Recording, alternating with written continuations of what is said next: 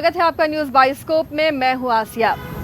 तो लगातार हमने चर्चा की झारखंड की 81 विधानसभा सीटों में आज दूसरे चरण का मतदान खत्म हो गया है और अब उसके बाद बारी आती है जो जमीनी सर्वे हमारे रिपोर्टर्स ने की है और कहां टाइट फाइट है, कहां मुकाबला है और कहां आसान जीत बन सकती है, इस पर हम चर्चा करेंगे। लेकिन उससे पहले ये चर्चा जरूरी है कि वोटिंग परसेंटेज दूसरे चरण में क्या रहा है। तो अलग अलग सीटों पर वोटिंग परसेंटेज आपको हम बताएंगे, क्योंकि वोटिंग परसेंटेज भी बहुत कुछ इशारा करते हैं और उनके इशारे से भी परिणाम समझे जा सकते हैं। तो सबसे पहले वोटिंग परसेंटेज, इस बार ओवरऑल जो 38 सीटें हैं उनमें 67.59% मतदान हुआ है। तो परसेंटेज में किन सीटों ने बाजी मारी है वो भी आपको दिखाएंगे। गिरिडीह जिले की अगर बात करें तो कुल वहां पर 65.89% वोटिंग हुई है, जिसमें गांडे 72.83%। गांडे में सबसे ज़्यादा, गिरिडीह जिले में सबसे ज़्यादा गांडे में वोटिंग हुई है और ये वही सीट है जहां से कल्पना सोरेन जेएमएम की प्रत्याशी हैं और एक स्टार प्रचारक हैं और हॉट सीट भी इसीलिए ये बन गई है। इसके अलावा गिरिडीह में 67.12% वोटिंग, जमुआ में 60.6%, डुमरी में 70.7% वोटिंग हुई है।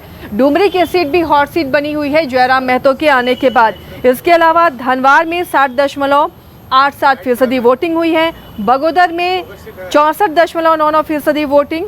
और अब आ जाते हैं गोड्डा ज़िले की बात कर लेते हैं। गोड्डा ज़िले का ओवरऑल जो वोटिंग परसेंटेज है वो 67.24% हुआ है, जिसमें गोड्डा विधानसभा क्षेत्र में 68.39% मतदान, पोड़ैयाहाट में 68.35% और महागामा में 65.11% वोटिंग हुई है। देखिए परसेंटेज 1-2% ऊपर नीचे हो सकते हैं, वैरी कर सकते हैं, क्योंकि जो लोग लाइन में लगे हुए हैं उनका मतदान अभी भी चल रहा होगा। इधर जामताड़ा जिले की अगर बात कर लें तो यहाँ 76.16% मतदान ओवरऑल पूरे ज़िले में हुआ है और विधानसभा क्षेत्रों में जामताड़ा में 74.21 और नाला में 78.75% मतदान। सबसे ज़्यादा जो अभी मेरे पास आंकड़े नज़र आ रहे हैं, नाला में वोटिंग हुई है और नाला वही सीट है जहां से विधानसभा के स्पीकर रविंद्रनाथ महतो चुनावी मैदान में है। तो सोचिए कितनी अहम सीट है और उस सीट पर ये बम्पर वोटिंग क्या इशारा करती है, इस पर हम बाद में चर्चा करेंगे। दुमका की तरफ आते हैं। दुमका में 71.74% वोटिंग, दुमका जिले की बात कर लूँ और अलग अलग विधानसभा क्षेत्र में जब देखें तो जरमुंडी में 71.22% वोटिंग हुई है, जामा में 71.27%, दुमका में 70.39%, वहीं शिकारीपाड़ा में 74.31% मतदान हुआ है। तो अगर दुमका जिले के विधानसभा क्षेत्र की बात करें तो शिकारीपाड़ा में सबसे ज़्यादा वोटिंग हुई है 74.31%। और अब आ जाते हैं देवघर ज़िले की तरफ बढ़ते हैं। देवघर ज़िले में अगर बात करें तो 72.46% वोटिंग ज़िले की हुई है ओवरऑल, लेकिन अलग अलग विधानसभा क्षेत्रों को जाने तो देवघर में 65.76%, मधुपुर में 75.72%, सारठ में 77.94% वोटिंग हुई है। तो ये जो देवघर ज़िले की हम बात कर रहे हैं तो यहाँ पर सारठ में सबसे ज़्यादा वोटिंग हुई है। अब आ जाते हैं कोयलांचल की तरफ। कोयलांचल में धनबाद में ओवरऑल वोटिंग जो है 63.39% है। झरिया में सबसे कम वोटिंग हुई है 55.23%। टुंडी ने इस इलाके में बाजी मार ली है 71.12% वोटिंग। धनबाद में 52, झरिया से भी कम धनबाद, माफ़ कीजिएगा, देखिए झरिया 55 है लेकिन धनबाद में 52.31% मतदान हुआ। निरसा में अच्छी खासी वोटिंग हुई है 70.25% और बागमारा 64%, सिंदरी 70.68% वोटिंग हुई है। पाकुड़ की तरफ बढ़ते हैं तो पाकुड़ में 75% ओवरऑल देखिए 88% है पूरे पाकुड़ ज़िले की, लेकिन अलग अलग विधानसभा सीटों की बात करें तो पाकुड़ में 75.05%, महेशपुर में 79.4%, लिट्टीपाड़ा में 73.5%, महेशपुर में 79.4% वोटिंग। ये इशारा क्या कहता है, चर्चा बाद में होगी। बोकारो में बढ़ते हैं। बोकारो की गोमिया सीट में 67.68%, चंदनकियारी 72.13%, बेरमो में 63.58%, बोकारो में 50.52% वोटिंग हुई है। अब बढ़ते हैं रांची की तरफ और रांची में खिजड़ी में 69.2%, सिल्ली में 76.7%, रामगढ़ में 71.98%। तो यहाँ पर सिल्ली बाजी मारता हुआ नजर आ रहा है, सिल्ली में सबसे ज़्यादा वोटिंग हुई। अब साहिबगंज की तरफ बढ़ेंगे तो साहिबगंज में ओवरऑल जो वोटिंग परसेंटेज है 65.63% है। और अलग अलग विधानसभा क्षेत्रों की बात करें तो बरहेट में 66.13%, बोरियो 65.72%, राजमहल 65.25%। हजारीबाग बढ़ेंगे तो हजारीबाग में 64.41% वोटिंग हुई है और मांडू में 64.41% मतदान हुआ है। तो ये जो मतदान के प्रतिशत हैं ये कुछ तो इशारा करते हैं, इन इशारों को हम बाद में समझेंगे, लेकिन हमारे तमाम सहयोगी भी हमारे साथ जुड़े हुए हैं जो ज़मीनी हकीकत बताएंगे, टाइट फाइट बताएंगे। देखिए टाइट फाइट हमने लोकसभा में भी बताई थी और जो आंकड़े आए, जो परिणाम आए हैं वो उसी से मेल खाते हुए आए हैं। तो इस बार भी हम कोई एग्जिट पोल नहीं कर रहे हैं, हम ये दावा नहीं कर रहे हैं किसकी कितनी सीटें आ रही हैं, लेकिन हम टाइट फाइट बताएंगे उन सीटों में किस तरह की फाइट है, क्या टाइट फाइट है या फिर आसान वो फाइट नजर आ रही है। तो चलिए रंजन जी के पास पहले आते हैं। रंजन जी, आपके पास आना इसलिए ज़रूरी है क्योंकि 2019 के हम पहले आंकड़े देख लेते हैं कि किसके पास कितनी सीटें रही हैं इन 81 विधानसभा सीटों में। देखिए, अगर हम 2019 की बात करें तो जेएमएम ने 43 सीटों पर चुनाव लड़ा था और वो 30 सीट जीतने में सफल रहा था। हाँ हाँ। जबकि कांग्रेस 31 सीटों पर चुनाव लड़ी थी और 16 सीटें जीतने में कामयाब हुई थी और आरजेडी 7 सीटों पर चुनाव लड़ा था और 1 सीट जीतने में सफल रहा था। तो ये 47 सीट जो है पिछली बार जो है ये आपको इंडिया ब्लॉक के पास जाता है। लेकिन अब इसमें सीपीआई वाले को जो 1 सीट मिली थी पिछली बार, हालांकि उस समय वो गठबंधन में नहीं था, लेकिन बाद में वो सरकार के साथ जुड़ा, भले सरकार के अंदर नहीं बाहर से उसने समर्थन किया, तो अगर उसे आप जोड़ लीजिए तो वो 48 का आंकड़ा पहुंचता है। फिर अगर हम इधर बात करें तो बीजेपी ने 79 सीटों पर चुनाव लड़े थे और 25 सीटों पर जीतने में उसे सफलता मिली थी। इसके अलावा जो जेवीएम-पी है उसने सभी 81 सीटों पर चुनाव लड़े थे और उसे 3 सीट जीतने में कामयाबी मिली थी। अब मिलाकर ही इसे रखते हैं एनडीए फोल्डर में ही, चूंकि अलग अलग था लेकिन अब चूंकि वो गठबंधन का पार्ट बन रहा है तो उसको उसी तरफ लिखिए तो वो ठीक रहेगा। जेवीएम को 3, आजसू को 2 सीट मिली थी, बाद में हालांकि ये 3 हो गई जब रामगढ़ की सीट बाई इलेक्शन में गया, लेकिन अभी हम 2019 को ले रहे हैं तो वो 2 ही सीट थी आजसू के पास और एनसीपी के पास जो है वो 1 सीट थी। तब सरकार के साथ थी अभी और फिर बाद में वो शुरुआत में सरकार के साथ थी, बाद में विपक्ष में चली गई, लेकिन अब चूंकि कमलेश सिंह एनडीए फोल्डर में चले गए हैं तो उसे उधर ही काउंट करते हैं। और इसके अलावा 2 निर्दलीय थे, सरयू राय और अमित यादव। सरयू राय ने भी बिना शर्त समर्थन किया था। जी हाँ, तो वो निर्दलीय थे लेकिन फिर बाद में वो भी विरोध में ही रहे और अब तो वो जेडीयू में शामिल हो गए हैं। तो ये 2 भी हम एनडीए की तरफ ही लिख दें तो वो हमें आसानी होगी। तो जो स्थिति है वो 2019 और जो अभी वर्तमान स्थिति है उसको मिलाकर अगर आप देखें तो ये स्थिति बनती हुई दिखती है। 31-33 सीट इस तरफ दिख रहा है और इधर 48 है। चलिए, तो अब देखिए लोकसभा वाइज सारी सीटें लिखी हुई हैं, तो शुरुआत कर लेते हैं राजमहल सीट से। राजमहल में 6 विधानसभा सीटें हैं। राजमहल लोकसभा सीट में एक एक करके चर्चा करते हैं। मदन जी, राजमहल की फाइट क्या दिख रही है? संताल के इलाकों में मनीष भी गए हैं, उनके पास भी आएंगे, लेकिन आप लोगों ने जो आकलन किया है वो राजमहल सीट से शुरू करते हैं। देखिए, राजमहल सीट, सबसे पहले राजमहल विधानसभा सीट की ही हम अगर बात करें तो वहाँ से बीजेपी के विधायक अनंत ओझा को बीजेपी ने फिर से उम्मीदवार बनाया, लेकिन जो पिछली बार आजसू के टिकट पर टी राजा जो कि उम्मीदवार थे उन्होंने जेएमएम का दामन थामा और जेएमएम ने उन्हें उम्मीदवार बनाया। तो इस बार एक कड़ा मुकाबला जो है वो राजमहल की सीट से देखने को मिल रहा है। हालांकि अगर आप अनंत ओझा की बात करें तो लगातार सदन के बाहर और सदन के भीतर जो बांग्लादेशी घुसपैठियों का मुद्दा बीजेपी ने इस पूरे चुनाव में उठाया, उसमें सबसे महत्वपूर्ण रोल अगर आप देखें तो वो अनंत ओझा का रहा है। तो ऐसे में परिणाम वहाँ क्या आएंगे, इस पर एक टक्कर की स्थिति हम कह सकते हैं कि किसी के पक्ष में वो परिणाम आ सकता है। लेकिन मुकाबला दिलचस्प इस बार इसलिए है क्योंकि आजसू के नेता रहे टी राजा जेएमएम के उम्मीदवार के तौर पर सामने आए। चलिए मनीष, आपने क्या आकलन किया है और क्या देख रहे हैं? देखिए, बात करें अगर हम राजमहल सीट की बात करें तो 2009, 2014 और 2019 ये बीजेपी के ही फोल्डर में रही है। और यहाँ से पिछली बार अगर हम बात करें अनंत ओझा ने 42.26 जो है उनको वोट मिले थे। और बात करें आंसू को, क्योंकि चूंकि आंसू तब अलग लड़ रहा था, वहाँ पर 36.38 उनको जो है परसेंटेज वोट मिले थे। उसके बाद जेएमएम था जिसको 11.7% वोट पड़े थे।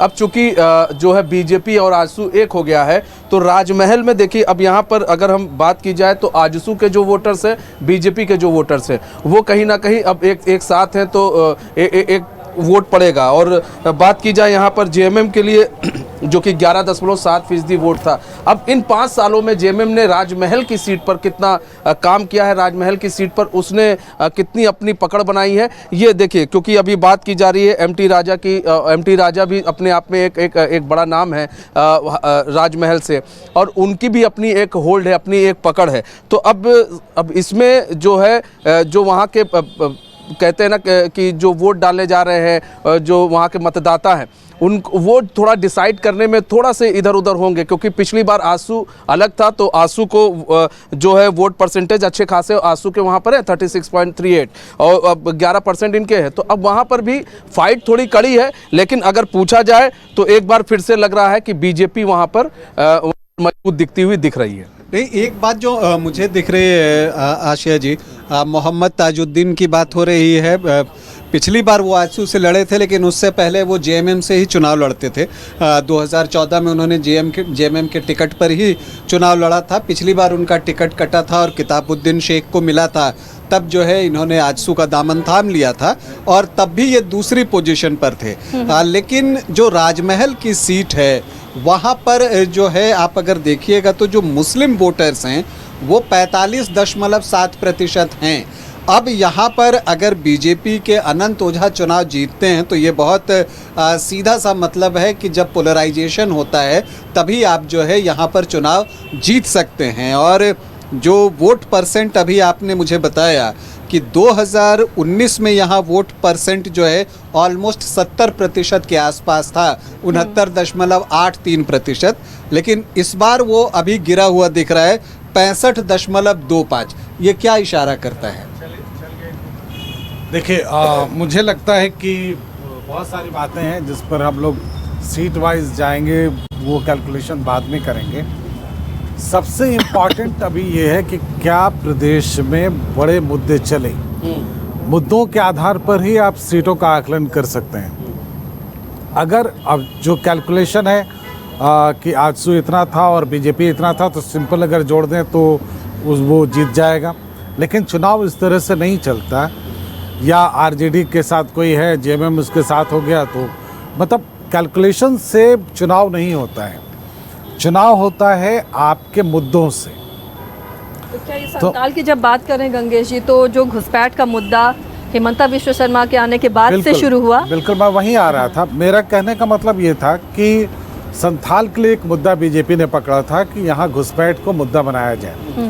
घुसपैठ को मुद्दा बनाने का जो सबसे बड़ा कारण था वो ये था कि उनको लग रहा था कि जो आदिवासी वोट हैं उनको किसी भी तरह से अपने पास लाया जाए और उसका फ़ायदा होगा। लेकिन अगर ये मुद्दा, अगर हम ये सोच कर चलें कि इससे सारे जनजातीय वोट कन्वर्ट हो गए हैं, तो ये गलत होगा। जेएमएम के प्रति जो उनका मोह है वो अभी भी इस चुनाव में रहा। संथाल में आप कहीं भी चले जाएं, जनजातीय जो भी आदिवासी वोट हैं उसमें पकड़ जेएमएम की रही ज़्यादातर, और बीजेपी के हिस्से में अगर कुछ आया भी है तो बहुत कम है। तो आप समीकरण देख लीजिए, जहां मुस्लिम और आदिवासी एक साथ हैं वहां एक क्लियर कट होगा कि आप कोई भी सीट पर जाएं, वहां एज बढ़त निश्चित रूप से जेएमएम को, यानी कि इस इंडिया गठबंधन को होगा। और ये चीज़ मतलब आप संथाल में तो ये ट्रेडिशन है, हम लोग चर्चा भी करते थे कि कहते हैं कि जेएमएम का जो जीत का फार्मूला होता है वो आम होता है, आदिवासी प्लस मुस्लिम।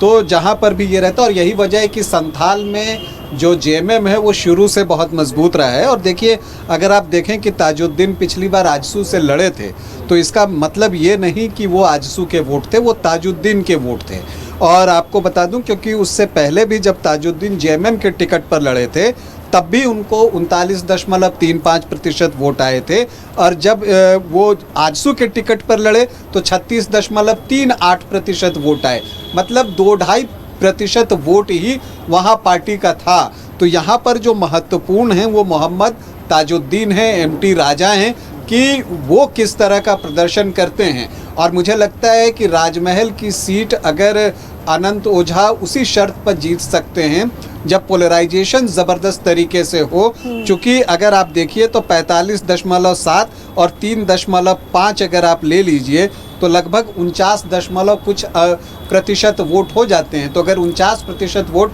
एक तरफ हो तो बगैर पोलराइजेशन के, वो भी 2 ध्रुव में नहीं हो, तो फिर जीतना जो है वो बहुत मुश्किल हो जाता है।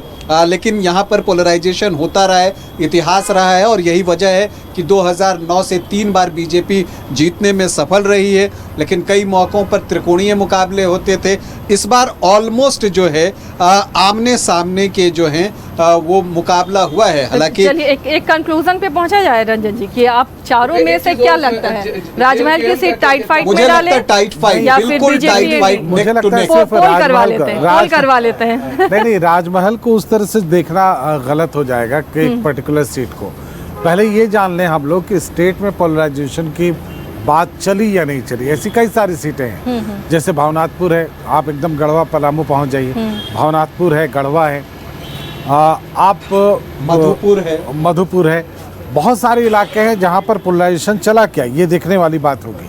और वहां पर कोशिश हुई है और ये दोनों तरफ से कोशिश हुई है। हम आपको ये भी बता दें, ऐसा नहीं है कि सिर्फ बीजेपी ने ये कोशिश की, वो दूसरे इंडिया फोल्डर की तरफ से भी कोशिश हुई कि जो मुस्लिम मतदाता हैं वो उनको एक तरफा वोट करें। तो ये एक इम्पॉर्टेंट फैक्टर है। दूसरा कि अब अगर उन सारी सीटों को हटा दें, कहीं पर उम्मीदवार बहुत इम्पॉर्टेंट हो गए, जैसे जपला का इलाका आप चले जाइए, जपला में उम्मीदवार बहुत ज़्यादा इम्पॉर्टेंट हो गए। तो इस तरह की कितनी सीटें हैं, अगर हम उसको स्क्रूटनी करें तो उस हिसाब से अगर आप देखेंगे तो आपको लगेगा कि कौन सी सीट किसके पक्ष में जाएगी। तो इससे पहले कि हमारे दर्शक उस कंक्लूजन पर पहुंचे कि कौन जीतेगा कौन हारेगा, पहले ये समझ लेना ज़रूरी है कि कौन सा मुद्दा चला। अगर मुद्दा चला तो सीटों का आकलन हमारा सही हो सकता है, अगर मुद्दा नहीं चला तो सीटों के आकलन में कुछ गड़बड़ी हो सकती है। देखिए, अच्छा, लेकिन एक कर बार कोई मुद्दा चला नहीं है वैसा, और ना कोई लहर दिखी है। और ना कोई लहर दिखी है, और इसीलिए ये चुनाव जो है पकड़ना बड़ा मुश्किल हो गया है। लेकिन राजमहल सीट को तो मुझे लगता है मेरे लिहाज से वो बिल्कुल टाइट फाइट है, कहीं पर भी जा सकता है। वोटिंग परसेंट कम हुआ है तो उसका भी एक इम्पैक्ट दिख सकता है। पोल पर मैं डिसाइड कर लूंगी। मदन जी, आप क्या कहते हैं? एक टाइट फाइट आया, आप बताइए। देखिए, जो बातें अभी सर कह रहे थे कि इस चुनाव में मुद्दा क्या चला, तो जब लोकसभा के चुनाव होते हैं तो लोग कहते हैं कि राष्ट्रीय मुद्दे हावी होते हैं, जब विधानसभा के चुनाव होते हैं तो लोग कहते हैं प्रदेश स्तर के मुद्दे हावी होते हैं। लेकिन इस बार का चुनाव जो रहा, इसमें जगह जगह मुद्दे बदलते रहे। कई जगहों पर हमने आज जो वोटिंग हुई और हमने लोगों से बातचीत किया कि आखिर क्या सोचकर आप वोट कर रहे हैं। किसी पर्टिकुलर उम्मीदवार के नाम आए सामने, तब हमने पूछा कि आप उन्हें क्यों वोट देना चाहते हैं, तो उन्होंने कहा कि वो मेरे कास्ट से है, नया है, गरीब का बच्चा है। अब ये अगर कोई विषय हो, ये सोचकर अगर किसी प्रत्याशी को कोई इस बार भी जातीय समीकरण चल रहा है, बिल्कुल चला है, वो नहीं दिख रहा है, बिल्कुल चला है। और ये लहर चुनाव में मुद्दे अब गौन होते जा रहे हैं, जातिगत जो एक व्यवस्था है वो बढ़ता जा रहा है। लेकिन इससे तो ऊपर उठता हुआ दिख रहा था। पिछले जो चुनावों की बात करें तो लोग जातीय समीकरण से थोड़ा ऊपर उठते हुए नजर आ रहे थे, लेकिन फिर से अगर नहीं, झारखंड या भारत में जाति कभी नहीं जाती, वो जाति कभी नहीं जाती, और वो तो उसके बगैर चुनाव हो ही नहीं सकते। सही बात है, क्योंकि देखिए यहाँ पर अगर मदन जी टाइट फाइट, उसके बाद मनीष जी के पास जाएंगे, टाइट फाइट या फिर नहीं, राजमहल को मेरे ख्याल से टाइट फाइट में डाल देना चाहिए। हाँ, उसके ऊपर आप टी लिख दें राजमहल को, राजमहल टाइट हो फाइट जाएगा, उसको काउंट करने में आसानी होगी। वो सारी सीटें उसमें जो आपकी राजमहल लोकसभा में है उसमें टाइट फाइट है। चलिए बोरियो पे चर्चा कर लेते हैं। बोरियो में मुझे लगता है कि बोरियो में लोबिन हेम्ब्रम जो है उनको थोड़ा सा एज मुझे दिखता है वहाँ पर, और बोरियो सीट पर मुझे लग रहा है कि लोबिन हेम्ब्रम फिर से बाजी मार सकते हैं। ऐसे भी वहाँ तब तो एक ये बार NDA फोल्डर में बीजेपी एक लिखना बार पड़ेगा, जेएमएम सब होता एकमत है इस पर? जी हाँ, बिल्कुल बिल्कुल, वो वहाँ पे एज है। वहाँ से जो भी जानकारी मिली है बोरियो से, उसमें एज है। चलिए, बरहेट तो हॉट सीट है, बोरियो भी मुझे लगता है हॉट सीट है लोबिन हेम्ब्रम की बीजेपी में जाने के बाद, लेकिन अब देखना है वहाँ की जनता ने क्या डिसाइड किया है। बरहेट में कैसा देख रहे हैं मदन जी? नहीं, बरहेट में मुख्यमंत्री हेमंत सोरेन वहाँ से उम्मीदवार हैं और ऐसे में एज उनके पक्ष में है। जो लोगों के वहाँ से राय मिले हैं, जो ग्राउंड रिपोर्ट है, उसमें हेमंत सोरेन का पलड़ा जो है वो भारी हो रहा है, तो ऐसे में वो इंडिया फोल्डर में जा रहा है। देखिए, एक बात ध्यान रखना होगा, बरहेट में इम्पॉर्टेंट ये है कि उनके खिलाफ जो चुनाव लड़ रहे हैं, क्या वो क्या उस कद के हिसाब से अगर हम मैच करें तो क्या वो उनको चैलेंज करने की स्थिति में है। एक दूसरा कि एंटी इनकम्बेंसी फैक्टर क्या मुख्यमंत्री के खिलाफ उस पर्टिकुलर क्षेत्र में था बरहेट में, ऐसा ज़्यादा नहीं लगता है। तो एक तो ये है कि एक सेफगार्ड होता है सीएम का, वो पद की वजह से होता है, तो उस वजह से भी आपको बरहेट उनके पक्ष में देना चाहिए। और दूसरा कि जो एंटी इनकम्बेंसी फैक्टर है वो उतना ज़्यादा बरहेट में उनके खिलाफ नहीं जाता है। हालांकि चुनाव वहाँ भी दिलचस्प हुआ है। ये जो भी उस क्षेत्र में गए सब और वहाँ से लौट कर आए, सबका ये मानना है कि वहाँ चुनाव दिलचस्प हुआ है। मनीष चुनाव कुछ कहना सही चाह रहे हैं? सर ने रंजन सही जी से भी कहा। लगातार हम लोग चर्चा कर रहे थे इस पर, जब भी सीटों पर चर्चा हुई है कि गमालियल हेम्ब्रम ने कड़ी टक्कर दी है। वो बहुत दिनों से उस क्षेत्र में काम कर रहे थे, तो फिलहाल एज तो सीएम को ही जाता है और वो उनके पद की वजह से जाता है, ये भी ध्यान बड़ी रखें। बात है। लेकिन जेएमएम को भी है वहाँ पर पकड़, जेएमएम की भी है। मुझे जो बरहेट को लेकर जो मेरा इंटरेस्ट है वो ये जानने के लिए है कि वहाँ पर जो है जो मार्जिन थी पिछली बार वो थी 25,740 वोटों की, 18.67% वोट का फर्क था। क्या गमालियल हेम्ब्रम इसको कम कर पाते हैं? अगर वो कम कर पाते हैं तो ये भी उनके लिए बड़ी उपलब्धि होगी। मोरल विक्ट्री है उसको हम कह सकते हैं। हालांकि मोरल विक्ट्री बोल के कोई चीज होता सहमति नहीं के है। साथ इंडी बिल्कुल बिल्कुल बिल्कुल। इंडिया ब्लॉक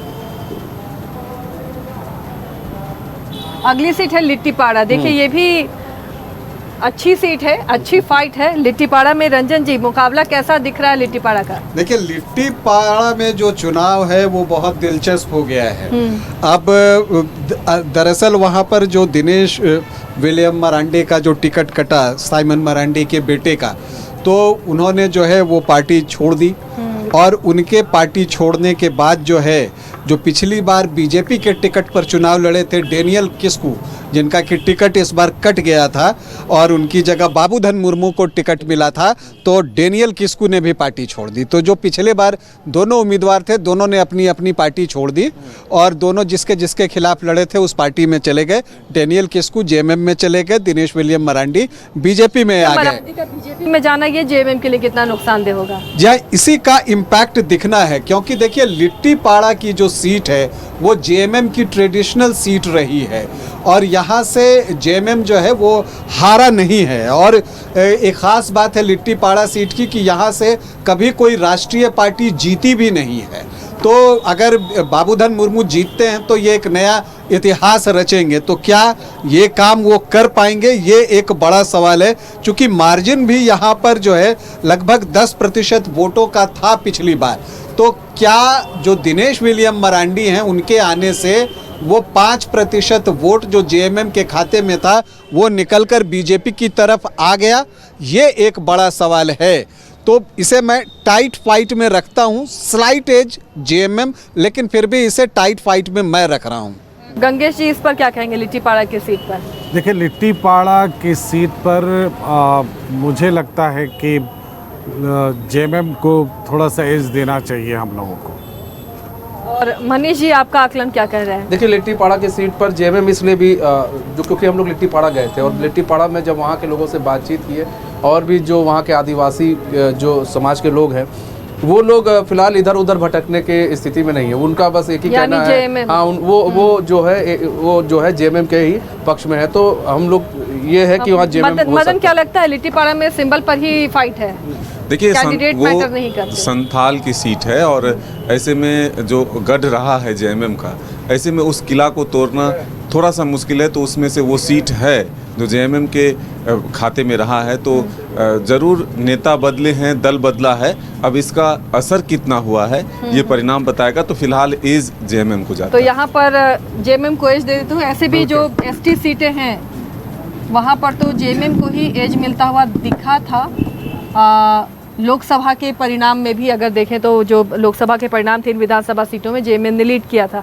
पाकुड़ की जंग भी इस बार दिलचस्प बन गई है और 3 चेहरे हैं यहाँ जो कड़ी टक्कर एक दूसरे को देते हुए नजर आएंगे। क्या आलमगीर आलम का नहीं रहना निशात आलम के लिए सिंपैथी वोट दिला पाएगा, ये भी एक बड़ा सवाल है। पाकुड़ में मनीष आप भी घूमे हैं, कई प्रत्याशियों से आपने वहाँ बात की, क्या लगा पाकुड़ में? देखिए, पाकुड़ में अजहर इस्लाम, निशात आलम जो कि आलमगीर आलम की वाइफ हैं वो खड़ी हैं और अकील अख्तर खड़े हैं सपा से, जो कि कभी वो आंसू में के टिकट पर वो चुनाव भी जीत चुके हैं वो। ऐसे में तो अब ये अकील अख्तर जब सपा की टिकट पर अब खड़े हो गए हैं तो क्या निशात आलम के ही ये वोट काटेंगे या फिर वो अजहर इस्लाम? नहीं, यहाँ पर देखिए, यहाँ पर जो है कांग्रेस डर रही है, क्योंकि कांग्रेस के ही कई कार्यकर्ताओं से जब हम लोग की बातचीत हुई तो उनको डर है कि कहीं ऐसा ना हो कि अकील अख्तर जो है हमारे वोट काट ले, क्योंकि अकील अख्तर चाह रहे थे वहाँ से कांग्रेस की टिकट पर चुनाव लड़ना चाह रहे थे, लेकिन लास्ट टाइम पर उनको टिकट नहीं दिया गया। इसलिए वो लास्ट मोमेंट पर वो जो है उन्होंने चुनाव लड़ा, सपा से उन्होंने चुनाव लड़ा और ऐसे में नहीं वहाँ पर, इसलिए जो है त्रिकोणीय जो है मुकाबला देखने को मिल रहा है। अजहर इस्लाम की बात करें तो देखिए वहाँ पर तीनों मुस्लिमी चेहरे हैं। आप देखिए तो अकील अख्तर हो गई, चाहे वहाँ पर बात कर ले अजहर इस्लाम हो गए, निशात आलम हो गए, तो ये तीनों ही डिसाइडिंग फैक्टर भी है मुस्लिम वोटर्स, और ये तीनों कैंडिडेट भी हैं। अब वहाँ पर जो अब वहाँ पर जो आपके आदिवासी समाज के जो लोग हैं वहाँ पर वो बहुत निर्भर करेगा वो किस ओर जाते हैं, वो जिस ओर उनका करवट बदल गया वो जान लीजिए वहाँ से वो फैक्टर में आ जाएगा। तो अभी फिलहाल ये लग रहा है कि वहाँ पर कांग्रेस अभी थोड़ा वहाँ पर ज्यादा हावी लग रही है वहाँ पर अभी।